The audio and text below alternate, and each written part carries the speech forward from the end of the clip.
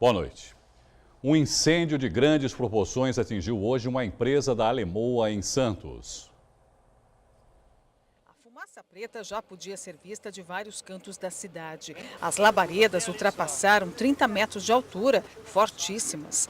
A primeira explosão foi por volta das 10 da manhã desta quinta-feira. A preocupação é que o fogo, aos poucos, tomava conta de outros dutos. O incêndio foi em uma das maiores empresas de armazenamento de granéis do país. Fica bem ao lado do Porto de Santos, o maior da América Latina.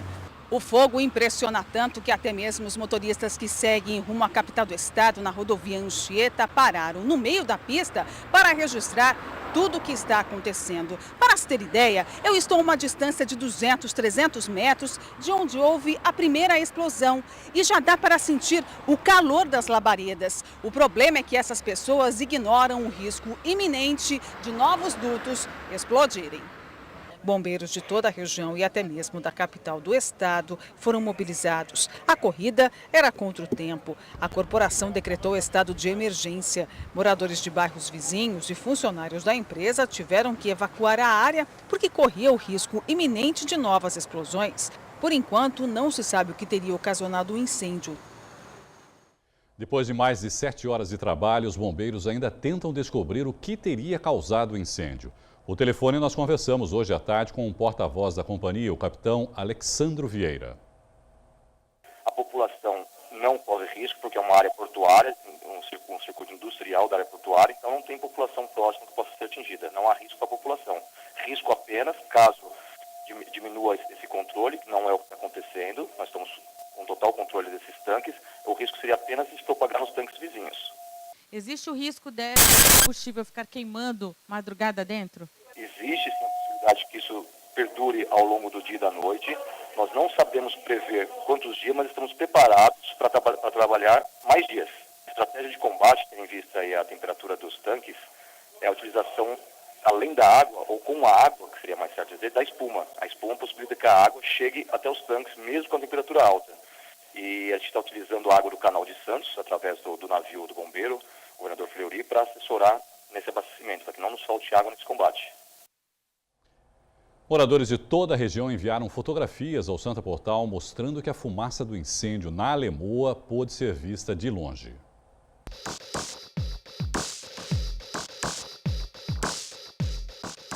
As chamas e a fumaça chegaram à altura equivalente a um prédio de 30 andares e pôde ser vista da Vila Tupi, em Praia Grande, e de outros pontos, como no bairro do Boqueirão.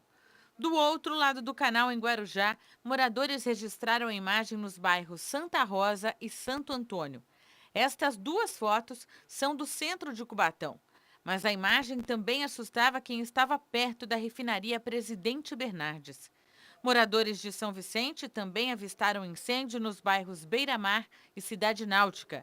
Em Santos, houve registros na Zona Noroeste, no centro da cidade, passando pelos morros até a ponta da praia.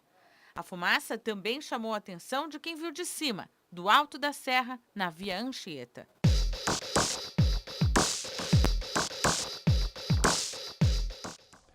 O homem que estava no carro junto com o acusado de matar o músico Dan Nunes no momento do tiro prestou depoimento à polícia hoje à tarde em Santos. Caio era o outro ocupante do veículo. A pedido do advogado, o sobrenome, idade e profissão não foram divulgados. Pelo depoimento, ele não sabia que havia uma arma no carro e nem das intenções de Tiago Batista de Barros, o acusado do crime. Caio não tem absolutamente nenhuma responsabilidade do que aconteceu, a responsabilidade é exclusiva do Tiago. E ele falou que foi colhido de surpresa, que não, eles estavam numa outra casa noturna da região, vieram para passar em frente ao bar, que era um hábito que eles tinham, eles eram frequentadores dos dois bares ali que existem, que é onde ocorreram os fatos. E ele estava prestando atenção no outro bar quando ele ouviu o tiro, estava no carro quando ele ouviu o tiro, e na sequência o Tiago teria se manifestado pedindo perdão, que tinha feito uma besteira, começou a chorar e começou a pedir desculpa também por Caio estar envolvendo ele num negócio que não tinha absolutamente nada a ver. Ainda segundo o advogado, ele vai entrar com habeas corpus amanhã para invalidar o pedido de prisão preventiva de Tiago. Enquanto isso, o suspeito não deve se apresentar à delegacia. Com o comportamento que o Tiago teve nesse período de investigação, Ele apresentou arma, ele apresentou carro, ele apresentou testemunha, se colocou à disposição da autoridade, esvaziou os requisitos da prisão temporária. Por esse motivo, o Ministério Público requereu a prisão preventiva. Só que a prisão preventiva é para o período processual, não para o período investigativo. Para ter a prisão preventiva, deveria ter uma denúncia.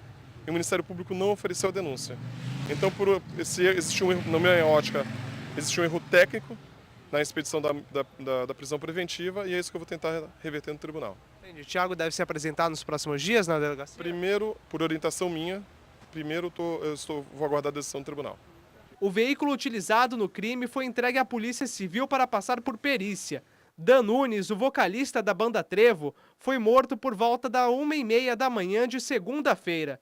Ele saía de uma casa noturna após um show quando 2 homens passaram em um carro e deram um tiro nas costas do músico.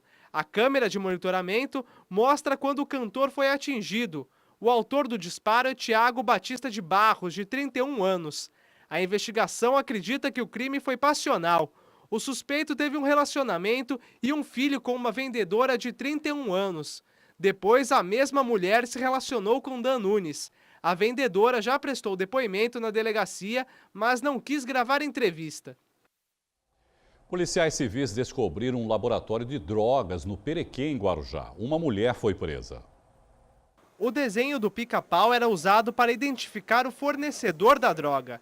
A imagem era estampada nessa prensa hidráulica. A Polícia Civil apreendeu um tijolo de maconha, uma pedra e mais um tijolo de crack, além de 112 frasconetes de cocaína e uma máquina caça-níquel. Tudo esse material estava guardado dentro de um dos cômodos, né? Debaixo de uma cama camuflada. A cama tinha um fundo falso? Isso, tinha um fundo falso. E na outra parte do cômodo tinha essa prensa e essa estufa que eram usadas para a confecção das drogas. Elza Ramalho de Medeiros, de 31 anos, foi presa em flagrante por tráfico de drogas. Segundo o delegado da DISE, ela informou que invadiu e ocupava o laboratório há 5 anos, mas não era proprietária. O dono do terreno, já falecido, não tem parentes. Ela foi autuada em flagrante por tráfico de drogas, por guarda de maquinários, né? E guarda também de local onde ela permitia para que se usasse as drogas. E foi encaminhada à cadeia pública de São Vicente. Mais de 100 máquinas caça-níqueis foram apreendidas ontem durante uma operação do GAECO, Grupo de Atuação Especial de Combate ao Crime Organizado, ligado ao Ministério Público. Acompanhados pela Corregedoria da PM, os promotores estiveram em 9 endereços de Santos durante todo o dia. Em um dos locais, na Avenida Epitácio Pessoa, no Boqueirão, os agentes encontraram pessoas jogando nas máquinas. Além dos equipamentos, foi apreendida também uma quantia em dinheiro não revelada. E a madrugada foi violenta em Praia Grande. Marginais assaltaram e aterrorizaram 2 vítimas. A Guarda Municipal conseguiu prender 2 deles. Um era menor de idade. Essa mulher, que não quer se identificar, foi a primeira vítima do trio de assaltantes. Ela estava no bairro Paquetá, em Praia Grande, quando foi abordada. Eu estava indo ver uma casa que eu pretendia alugar, só que eu não estava achando o endereço. Aí eu parei numa rua, Santa Rita de Cássia, nesse bairro Paquetá. Eu não conheço ali, era a primeira vez que eu estava andando ali. Parei, foi coisa de 2 minutos e eu estava falando com a moça da casa, ela estava me explicando onde que era. E do nada esses 2 apareceram, um do meu lado e o outro do lado da minha mãe, já com a arma na nossa cabeça. Inclusive um bateu no ombro da minha mãe com a arma, né? E foram pegando tudo que tinha dentro do carro. Né? Pegou o Nextel da minha mão, que eu estava falando, pegou meu celular, minha bolsa e foi perguntando: o que mais vocês têm? Passa logo. E aí, quando viu que não tinha mais nada, saíram correndo. A vendedora estava com a mãe, a filha e a sobrinha dentro do carro. Ela conta que ficou com medo durante a ação dos bandidos. A gente viu que tinha munição nessas armas, porque eles mostraram. Então, quer dizer, para intimidar a gente já, né? Então, foi uma coisa assim tão rápida que a gente ficou quieta, né? A gente não teve reação nenhuma, só deixou eles pegarem tudo e ir embora, né? Até porque eu tava com as 2 meninas, né? E o que tava do meu lado ainda apontou a arma para minha bebê, na cabeça da minha bebê. Essa senhora, que também não quer mostrar o rosto, foi a última vítima do trio. Foi na casa dela, na Vila Mirim, que os bandidos foram capturados. Estava passando uma vizinha que é conhecida minha, perguntou para mim, e aí, vai de folga amanhã e tal. Nesse exato momento chegaram 2 rapazes, inclusive eu até pensei que ele estava pedindo informação para mim. Aí ele falou, passa a bolsa, só que a minha bolsa é aquela mochilinha que eu tenho até medo de usar bolsa. E veio com uma arma na minha cabeça, eu entreguei, ainda dei um puxão porque a outra alça não saía, enquanto o outro estava com a minha vizinha pedindo o anel dela. Aí eles correram, nesse exato momento eu olhei para a esquina, estava vindo o carro da guarda municipal. Aí eu comecei a gritar na rua, fazer um escândalo, a guarda municipal correu e conseguiu pegar um. Só que os outros 2 foram presos. Um é menor de idade e o outro maior, já com passagens pela polícia. Os pertences das vítimas foram recuperados com os bandidos. O revólver 38 municiado também foi capturado. A Vila Mirim é dividido em 3 partes, né? A praia do meio e a do... não menosprezando o lado dos fundos, que se fala assim. Então o que falam para mim é que dos fundos vem para frente para, entendeu? Assustar o pessoal e fazer esses roubos, essas barbaridades. Eu sei que, gente, não tem mais jeito, a coisa está perdida mesmo. E eu mesmo não sei mais como viver aqui. Porque tem que estar tudo, e se você descuidar um segundo, já acontece alguma coisa. Então é uma vida assim muito tensa, né? Muito difícil mesmo. A seguir, o prédio em obras que desabou ontem em Cubatão deve ser demolido. Funcionários da prefeitura trabalham na remoção de escombros e a Defesa Civil monitora casas vizinhas. O Caderno Regional volta em instantes.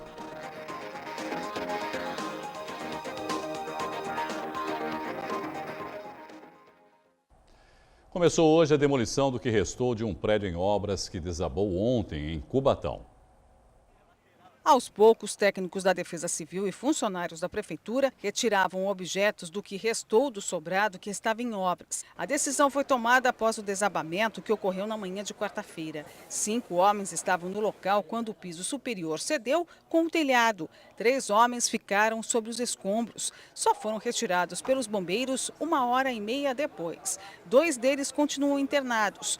Um em estado grave. O que levou a Defesa Civil a determinar a demolição total do prédio? Então, nós tivemos uma primeira avaliação do perito, né? Ele retornou na parte da tarde e chegamos a uma conclusão, numa reunião aí técnica, e chegamos à conclusão que a moradia está bem comprometida. Já vista também que é uma moradia de 70 anos aí, já edificada, né? O que se sabe até agora é que a obra não tinha um engenheiro responsável, tampouco autorização da Prefeitura para a reforma. A suposta punição da administração municipal para o dono do local ainda não foi determinada. A preocupação agora é com relação às casas vizinhas. Tem uma moradia mais próxima aí, na lateral esquerda, né? Vou deixar um técnico lá de plantão, a moradora vai sair do imóvel e nós vamos ficar monitorando aquela parte de trás lá e essa residência aqui do lado também aqui. Os coletores de lixo de Itanhaém voltaram hoje ao trabalho. A paralisação da categoria durou 9 dias. A categoria que reivindicava 11% de aumento recebeu um reajuste salarial de 9,5%. O período parado não será descontado. Durante a greve, a coleta de lixo foi realizada por uma força-tarefa das regionais da Prefeitura. O lixo se acumulou por diversos bairros. 3 veículos que transportavam entulho clandestinamente foram multados pela Secretaria de Meio Ambiente de Santos hoje pela manhã. A autuação foi feita na Avenida Vicente de Carvalho, próximo à divisa com São Vicente. Os motoristas foram multados em R$ 300 e terão 3 dias para providenciar o comprovante de transporte de resíduo obrigatório para quem trabalha na construção civil na cidade. Fiéis católicos lotaram a Catedral de Santos para acompanhar a bênção dos Santos Óleos. A reunião dos sacerdotes da região foi na Catedral de Santos. Abriu o Tríduo Pascal, que consagra 3 celebrações até o domingo.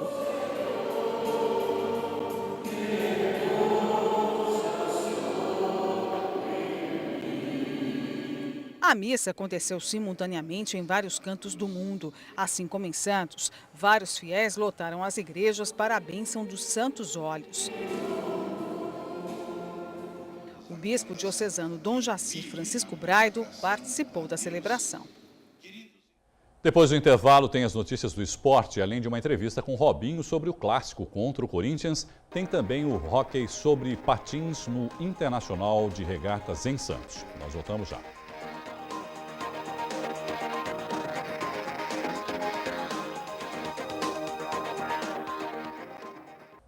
Futebol, domingo, os 2 melhores times do Campeonato Paulista se enfrentam. O Santos, líder do Grupo D com 30 pontos, enfrenta o Corinthians, primeiro colocado do Grupo B com 35.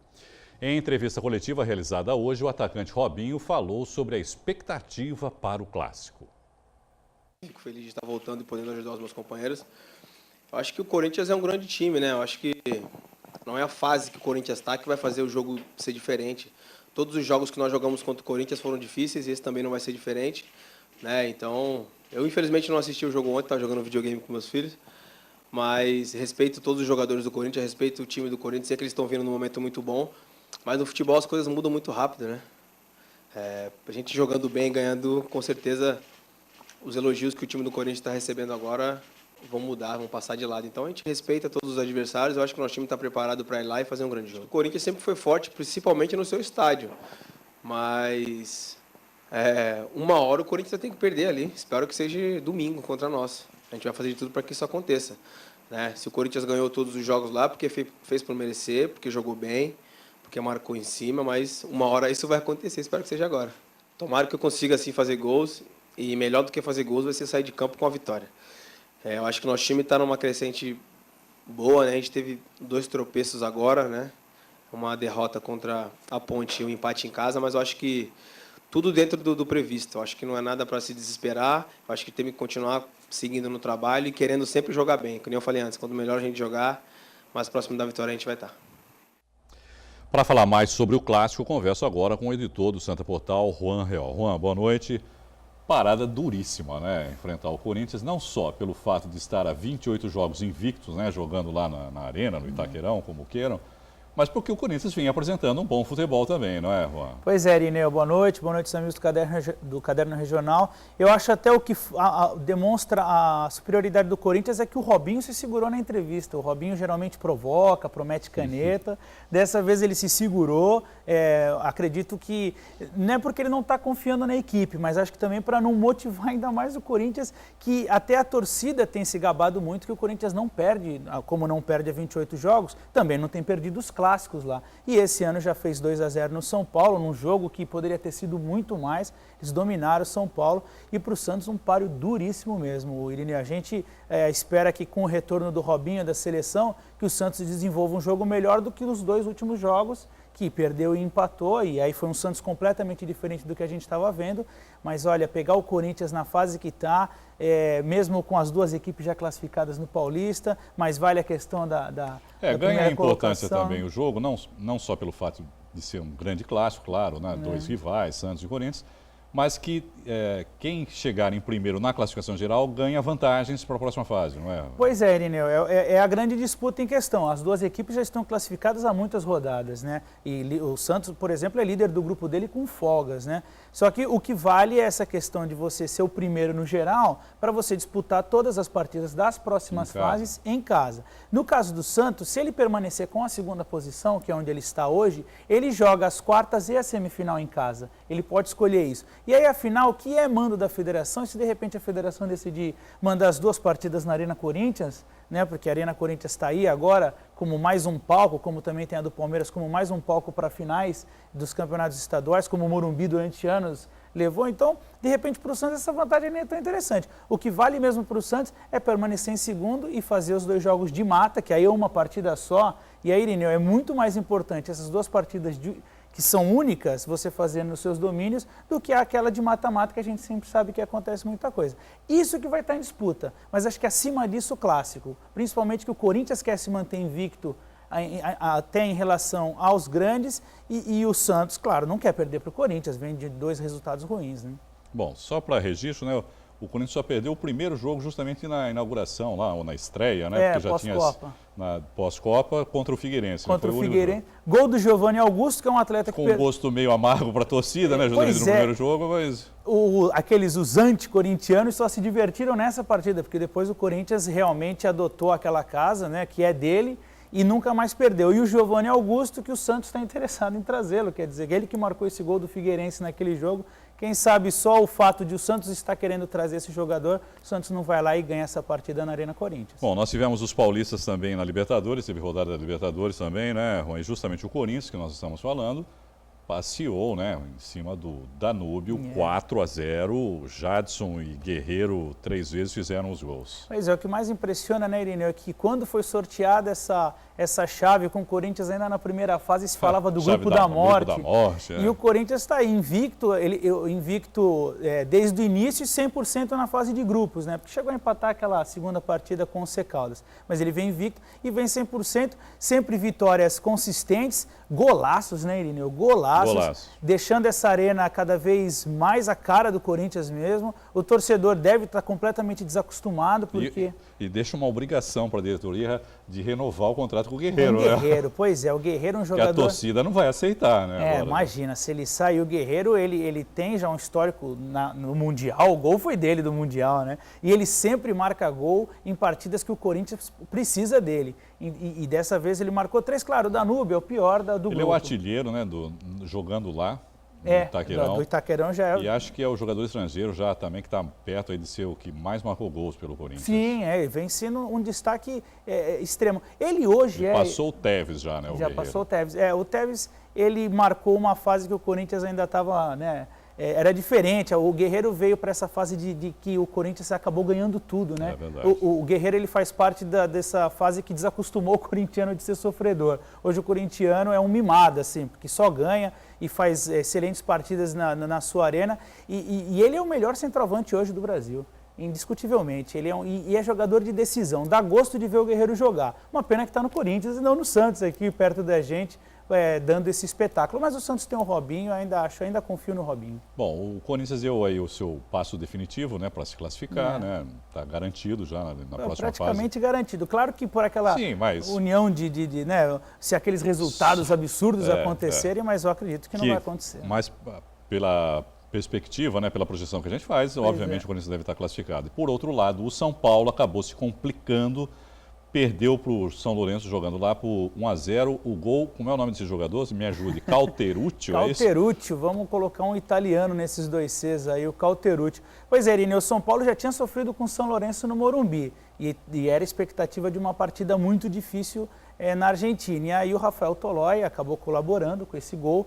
Ele já vinha de vilão do clássico contra o Palmeiras, que foi expulso infantilmente, e aí ele... Mas foi um golaço, né? Tomou um chapéu. Golaço, é aquela velha história, não vamos tirar os méritos de quem marcou o gol, mas como a gente tem que analisar o São Paulo, então vamos colocar esse peso nas costas do Rafael Tolói. Ele agiu como um meio de campo que estava lá na defesa, e não como um zagueiro. Ficou correndo atrás de atacante. Pô, se zagueiro tivesse velocidade, era atacante, não era zagueiro. O zagueiro tem que se posicionar bem, saber fazer a falta na hora certa. E o São Paulo ele vinha conseguindo segurar o empate, que seria até bom. Né? Para o São Paulo seria bom empate. Acabou perdendo, deixou o São Lourenço encostar em número de pontos, mantém ali uma vantagem empatados, mínima. Né? Os dois estão com 6 pontos, e aí nos critérios de desempate o São Paulo tem 2 gols de saldo e o São Lourenço não tem nenhum. Exatamente, e aí por isso que o São Paulo, essa pequena vantagem está na frente. Agora, o problema é que o São Lourenço pega o Danúbio, né? Pois é, o São Lourenço pega o Danúbio, o São Paulo vai pegar o Danúbio no Uruguai, e pega o Corinthians no Morumbi, mas o Corinthians tem se dado bem no Morumbi também. Então o Corinthians tem sido uma pedra no sapato do São Paulo. E imagina a motivação do corintiano de entrar em campo e saber que pode tirar o São Paulo da próxima fase. Então, por isso que muito se falou que esse jogo foi uma derrota gigantesca para o São Paulo, porque vai custar essas 2 partidas que vêm pela frente. Irineu. Mas o Muricy está garantido ainda, né? O Muricy segue, aliás, o presidente falou que ia dar folga para ele, assim, no sentido de não fazer pressão em cima do treinador para ver se ele consegue desenvolver o trabalho né? Eu vi a entrevista dele depois, muito ele está abatido, diferente, está abatido, né? Não é aquele Muricy que a gente está acostumado, não, né? E a torcida... Meio ranzinza até, tal, ele está meio conformado. Pois é, e as organizadas do São Paulo contra ele, estão falando o nome do Vanderlei Luxemburgo direto, que foi o paulista que o Vanderlei ainda não treinou. E aí o clima fica péssimo para se trabalhar, né? Mas vamos ver se o Muricy, junto com o Rogério Ceni, que é um grande líder do grupo e que gosta do Muricy... Não está perdido ainda. Pois é, não, nada o torcedor São Paulino que não desanime, que ainda tem boas chances, depende do São Paulo. Obrigado, Juan, mais uma vez, boa noite para você e boa Páscoa. Eu que agradeço, Irineu, boa Páscoa para você e para todos os amigos da Santa Cecília TV. Correria e tacadas fortes. O hóquei sobre patins vai movimentar a quadra do Internacional de Regatas nos próximos 3 dias. 4 times participam do campeonato sub-20 da modalidade. Times da capital, do interior do estado e até do Rio de Janeiro participam da competição. Para nós vai ser mais aprendizado, né? Que é um time novo. Nós temos 2 meses de formado, né? Eles estão começando ainda. Alguns já tinham jogado comigo num outro clube que ainda mantém em Petrópolis. Mas é muito mais para aprendizado, vem mesmo. A gente não está esperando nada de... Se puder, a gente vai fazer uma surpresa, mas é difícil. E a rivalidade entre Rio e São Paulo, como é que vai ser encarar aqui o pessoal de Santos? Como é que... Vai ser muito grande, né? Porque tem que ter muito psicológico. O pessoal trouxe muitas coisas para fazer barulho, então vai ser difícil. Essa não é a primeira vez que o Internacional cedia a competição. A estrutura oferecida pelo clube favoreceu a escolha. O time da casa tem a vantagem de jogar com a torcida a favor. A gente já está acostumado com a quadra e, consequentemente, é mais fácil para a gente. Mas vamos manter a humildade, como eu já falei, e jogar o hóquei que a gente sabe para a gente ser campeão. As expectativas são as melhores para o nosso time, para representar a cidade bem. E, além disso, a gente busca o título. A gente está aqui para defender o título. A gente tem treinado muito forte desde o começo do ano com a equipe principal e de veteranos. Então, a gente está focado, a gente está determinado. E, se Deus quiser, vai dar tudo certo. São 4 equipes, jogam todos entre si. E depois, a semifinal é o primeiro contra o quarto, o segundo contra o terceiro. E depois, a final e a disputa é terceiro e quarto lugar, que termina no sábado à tarde. Quem quiser pode assistir, a entrada é franca. Na verdade, nós poderíamos estar com mais outras 4 equipes aqui, mas em função do momento que nós estamos passando, econômico e tudo mais, as equipes de Recife, por questões financeiras, não puderam vir. O Sertãozinho Hóquei Clube também, porque depende de verba da prefeitura, que ainda não foi aprovada o orçamento desse ano. Então poderíamos ter pelo menos mais 3 ou 4 equipes aqui. Então é uma pena, porque são as categorias de base, mas vamos prestigiar as que vieram, né? Em relação à modalidade como um todo, o Brasil, eu acho que todos os esportes são cíclicos. E o hóquei não está vivendo a sua fase áurea, ou seja, o seu ciclo alto. Mas espero que a gente retome isso com esses jogadores das novas safras que estão vindo aí, né? Em paralelo à competição sub-20, está sendo realizado também um torneio de veteranos. Entre as 6 equipes participantes, 2 vieram do Chile. E uma última notícia, a polícia acompanha de perto um pai que mantém o próprio filho refém na varanda de um apartamento na cidade náutica em São Vicente. Ele mantém uma chave de fenda pressionada contra o pescoço do garoto. Várias viaturas da PM permanecem no local. No Santa Portal você encontra mais informações sobre esse caso. A edição de hoje termina aqui. Obrigado pela companhia, uma boa noite para você e até amanhã. Tchau.